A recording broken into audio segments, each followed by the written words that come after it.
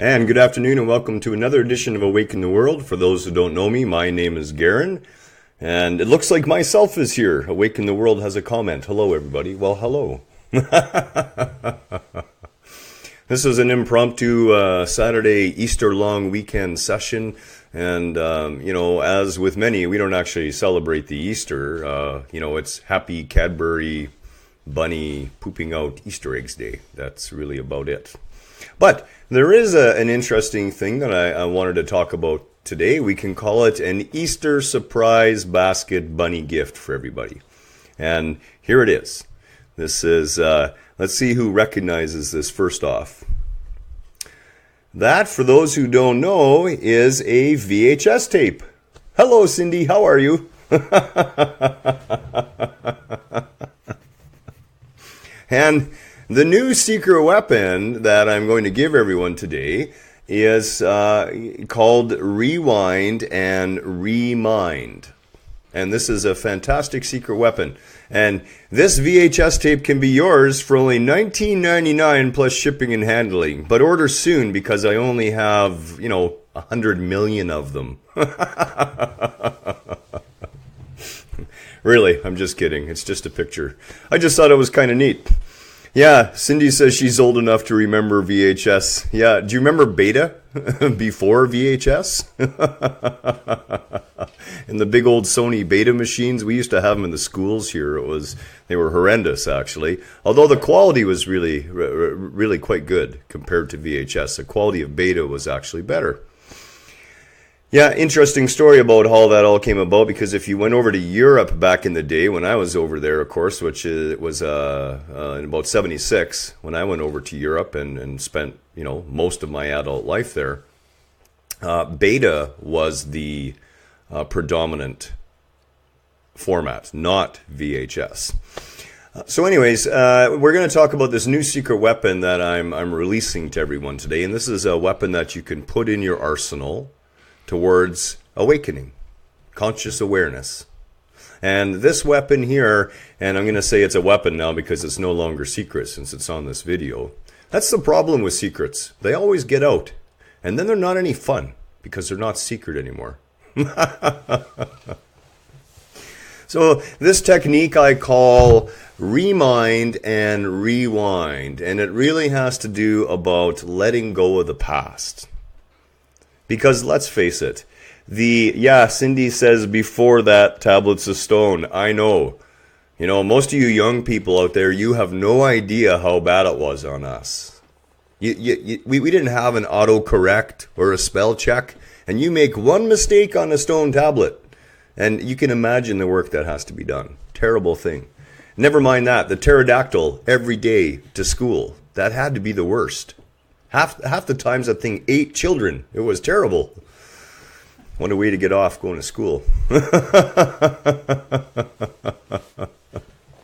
So speaking of the past, the deep, dark, distant past, we all have these deep, dark, distant, prehistoric parts of our past. Parts that hide from our sight. Parts that hide from our conscious awareness.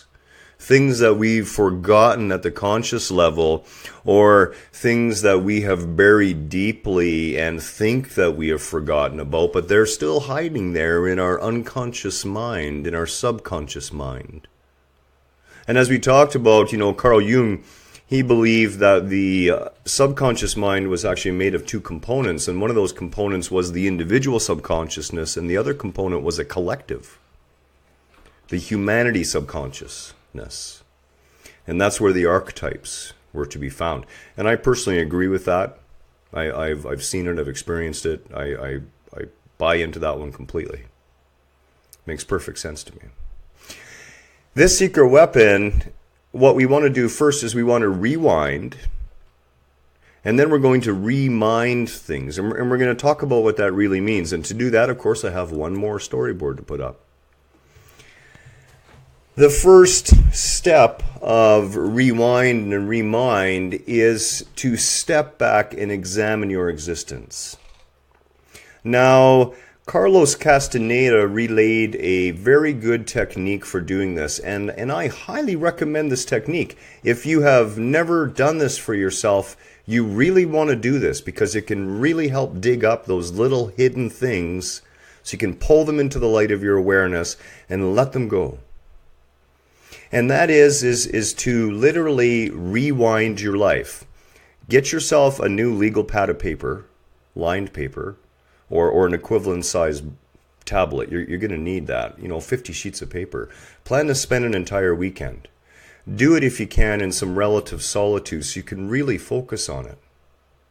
And start by rewinding yourself right back to the earliest memory that you have a solid memory of.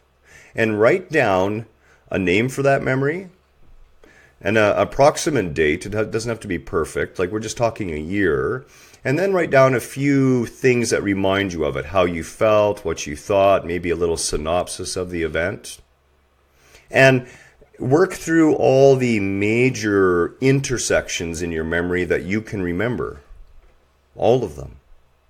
Now, I'm warning you, the amount of work you put into this will directly determine the results you get out of it. Hello, Sue. Nice to see you. You can see I'm selling VHS tapes for $19.99. Do you still have a player that plays one?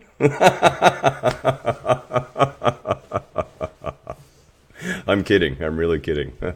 I just thought it was cute. Rewind and remind. And these days when you say be kind, rewind, the kids don't understand that anymore. They really don't. It's funny what happens. So in this process that Carlos Castaneda was given by the shaman, okay, and I do recommend you give this a go, and please spend all the time you can on it. Make it complete. You work through all the major intersections in your memory, and then you begin to fill in the gaps. And what you're going to find is the more you focus on this, if you give yourself a whole 2 or 3 day weekend to do it, you can do it in some degree of solitude, you're going to find you're going to dredge up more and more things that you never even thought about, things that you had no idea even happened to you. And you're going to pull all this stuff up, and you're going to write it down. You're going to write it all down. And once you have this giant complete picture, you can process that picture. You can now go through, you've done the rewind process. You've literally pulled that whole VHS tape of your life out and started going through it and marking things down. Now, you don't have to, put in the really innocuous events like, stopped here for an ice cream. Unless stopping there for an ice cream led to you meeting someone, which led to a conversation, which changed your existence, for example. Obviously, you'd want that there. Now's the time, once you have this done, to process and release your feelings about it. And remember what we talked about feelings and what feelings really are. Feelings are what the body is telling us about our own thoughts, whether they're positive and in line with truth and universal harmony, or whether they are negative and not in line. So you do want to look at all these things. You want to begin to remind them. That means you're looking at them now with a new awareness that you did not possess during the event. And if it's a particularly painful one to you, in the process of you reminding it, looking at it in that new conscious light of your awareness, I want you to speak to yourself and say to yourself, it's okay. It wasn't what we thought it was. It's all right. It turned out to be the best. And let it go. And I want you to do this. I want you to lovingly do this with every single thing that you find in your life that you feel negative about in your memories and in your subconscious. Any feelings of interactions with people that your thoughts lead to negative feelings about, do that process with them. You can take it a step further by saying, I understand the role that you, speaking to yourself, played much better now. I also understand the role the other person played. And I understand now in my new light of conscious awakening that that was a synchronistic event. It needed to happen. There is no blame. There is only responsibility and the growth that it brought me. When you go through this recapitulation, when you rewind and then begin to remind these events, what you're actually doing is releasing that old, stuck, dissonant energy vibration out of your being. Because like I said, the body isn't really a physical manifestation. The body is a very coarse, energetic manifestation. It is energy. And when you rewind and begin to remind these events, you can simply begin to let them go then. You'll be left with more positive feelings inside over these events. You'll begin to see the path of your life. Now, if you're fortunate, you're also going to find in the rewind and remind a common thread, a common lesson. A lesson that you did get and then did not get. Cindy says, I can already feel my solar plexus tightening. I hate when that happens.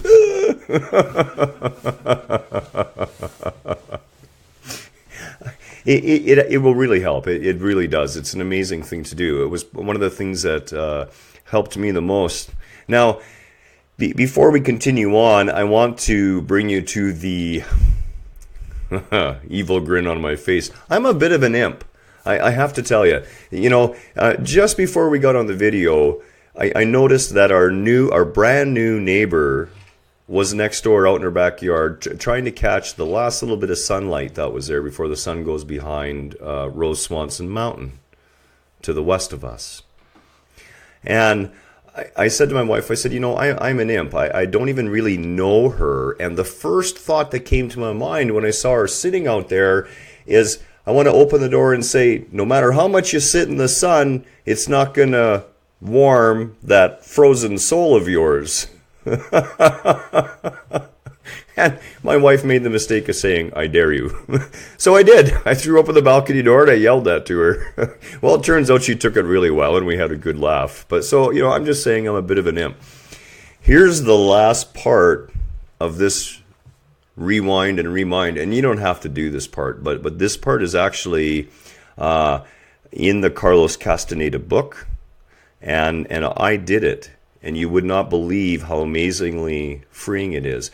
Once you've completely gone through this list, once you've made the most comprehensive list of your life, literally your life, processed and then released your feelings about it one by one. You could even cut the strips out if you want and use them in a ritual. And this is what I did, okay? I took all those strips and I cut all the individual ones out. And the last step of this is to dig your own grave. Now, you don't have to literally dig your own grave if you don't want. You can choose to imagining yourself dying and going through an entire death meditation as you're lying in bed and allow yourself to fall asleep dead. Dead to what? Dead to all that. Dead to that entire 50-sheaf mini book you just put together. You saw it all. You process it. And now you die to it. You surrender. And you accept the effects that it's had on you up until this moment in your life. You accept that in your unawareness of these things that were eating at you, in your unawareness of that which was partially controlling your reactions and causing you to literally react instead of create new. React, create, same letters, same word. Both are creation. One is a creation of something new, whereas the reaction is a creation of something old again. You're bringing in a doppelganger, a fake from the past, and you're imposing it on the present moment. Surrendering and accepting the effects on your life up until this point allows you to free yourself from blame. Why? Because you were never to blame. But now you are responsible. I did the whole procedure. I dug my own grave up in the hills. I went out one morning in the summertime, up in the hills on the native land behind Turtle Mountain in Vernon, and I dug a 4.5 foot deep trench, and long enough, 6 feet long, for my body to fit into. And I dropped a sleeping bag in there, and I died. I imagined my death, and I laid myself in the earth. And when I woke up in the morning, I felt free. Free. Like I had no past anymore. And it wasn't that I had a past, but what happens is you're literally undergoing a ceremony, okay? And a ceremony falls into the same category. What we're doing is we are symbolically, consciously taking actions that have representation in all the realms. All the realms. Both the physical realm and the mental realm and the emotional realm and in the spiritual realm and the realm of consciousness. We are taking ceremony and performing acts consciously in all the realms of our existence, in the entire holistic being that we are, to literally rewind and remind that which has caused us pain. Cindy says, how do you handle the parts that are someone else harming you? Well, the first thing you recognize is that it is not you they are harming. And I know that's hard. It really is, because it certainly feels like it's you who's being harmed. Now, if we're talking about physical pain, where someone's harmed you physically, you have to look at what the results of that are. You know, and this is tough, and I don't mean to belittle or make small of anyone's pain or suffering. And let me tell you, I've had enough of it myself. Most of mine was physical. Broke most of the bones in my body on 2 separate occasions. The first half the first time, the second half the second time. I'm not even supposed to be able to walk. I'm considered disabled, actually. I'm on a military disability pension. Okay, yoga, meditation has saved my existence. But this is where the trick is. When we think someone else has harmed us, we have to look the most closely at those things, because I guarantee you what you perceived as harm has actually led to serve you. And if it doesn't serve you yet, the realization of what the good in it, what came about out of it, will serve you one day, if not today yet. And I know that it doesn't sound fair, and it doesn't sound easy, but there are no non-synchronistic events. And I talk about this with Kelly all the time, because, you know, I just last night, she says, you know, when everything's going well, I get it. Everything is synchronous. Things are flowing. And I said, yeah. Until one of the things the universe is bringing in front of you is something you don't like. Then all of a sudden the universe is not so synchronous. Then all of a sudden you're not feeling that feeling like everything's flowing. The trick is realizing even then, even in that suffering, we perceive that everything is flowing. It is synchronistic. The soul that we see as harming us, we made agreements with them. We asked them to take part in this play. Now, that certainly doesn't mean you have to spend your time with them. It doesn't mean you have to invite them back into your life. But what it means is you can process and release, you can forgive, and you can take the personalness out of it. You can understand that in the role, it would have been the same for anyone had they been in your shoes. It wasn't personal. You see, we take everything so personally, and the reason we do is that false sense of I. What we don't understand is it's the entirety of creation, the entirety of the sea of consciousness having these experiences. And I would just ask that you take it on faith. Cindy, this was your question, so I'm going to direct this directly to you. Take it on faith that the whole universe has your back, girl. It really does. Every single part of creation functions wholly for each of us. That's what I got this morning. Kelly says that's what she got this morning. She received that. She understood that. It does. It really does. And it can seem miserable and it can seem terrible. But believe me, I have been there too. Hold on.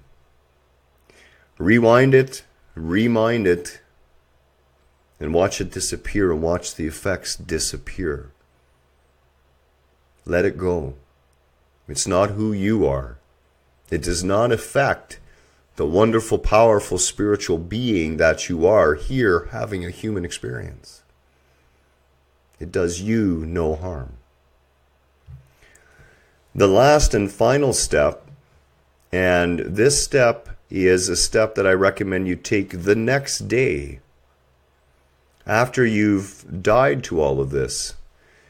You start new by focusing on what you can change right now in the present moment. So if you've come to realize through your rewinding and reminding that your entire career path has been out of the need to somehow please your father, and your whole life you've really wanted to do something in a direction 270 degrees opposite of that. That'd be a funny looking circle, 540 degrees. Maybe now's the time to start thinking about that, to start thinking about changing your direction. Rewinding and reminding. Because really, we own all the power on it, okay? There is no, and I will say this until I turn blue in the face again. There is no power outside of yourself that is going to hand you a solution that is going to take that away from you. Your egoic sense of self is what you need to work on. And this is a great way to lighten the load. To rewind and remind is to help drop some of that baggage off. To begin to see the path forward a little more clearly. To understand why we stumbled off to the side so many times.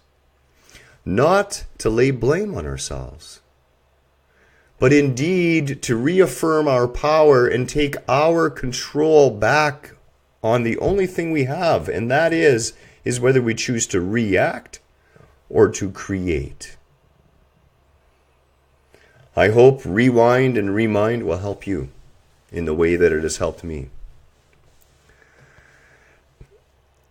Cindy says, thank you, I get it. Things processed originally as a child need to rewind with my new conscious understanding, or my new understanding. And Carol says, hi. Good evening, everyone. Hello, Carol.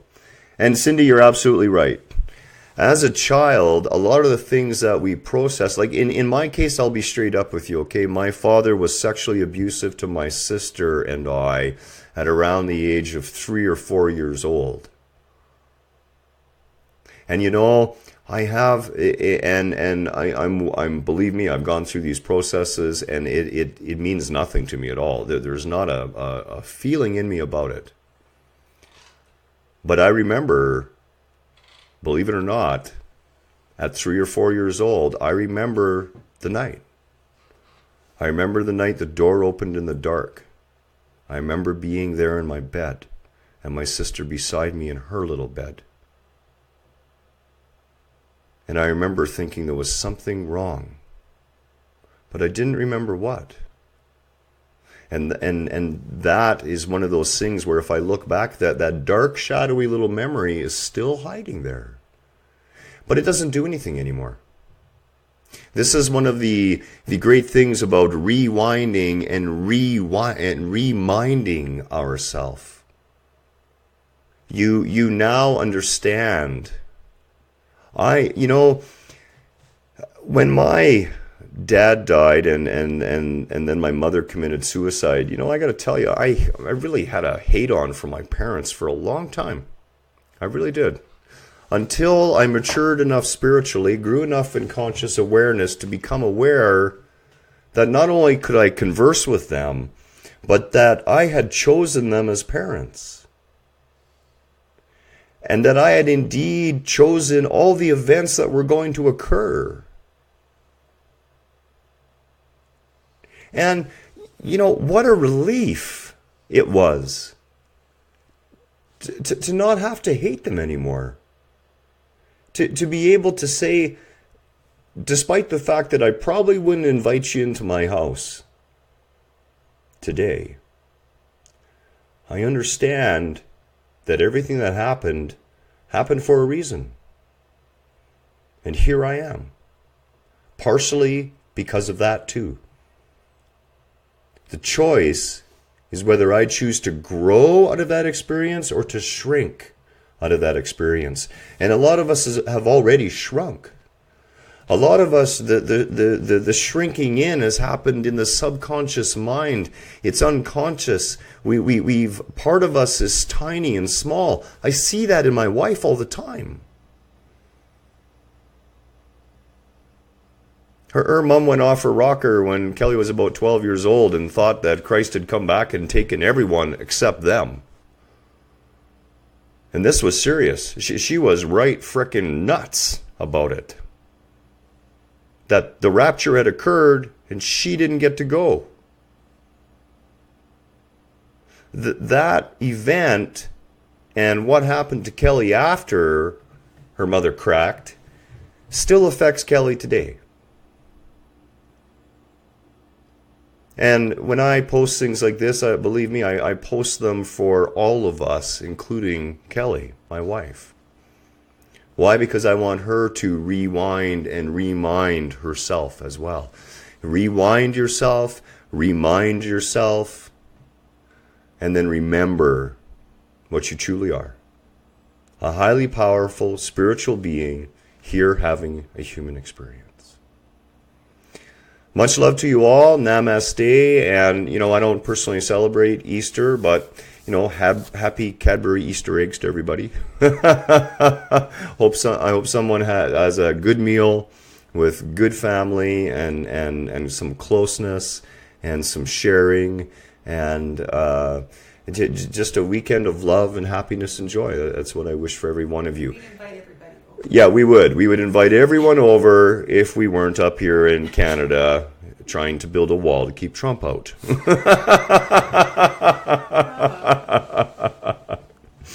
I do hope Rewind and Remind has been helpful to you. And tomorrow, 10 a.m., we have the live help on the Help Awaken YouTube channel, and we will post a reminder in the morning. And then, of course, at 1 p.m., we're going to have our Awaken Sunday talk. Namaste, much love, and have a good evening.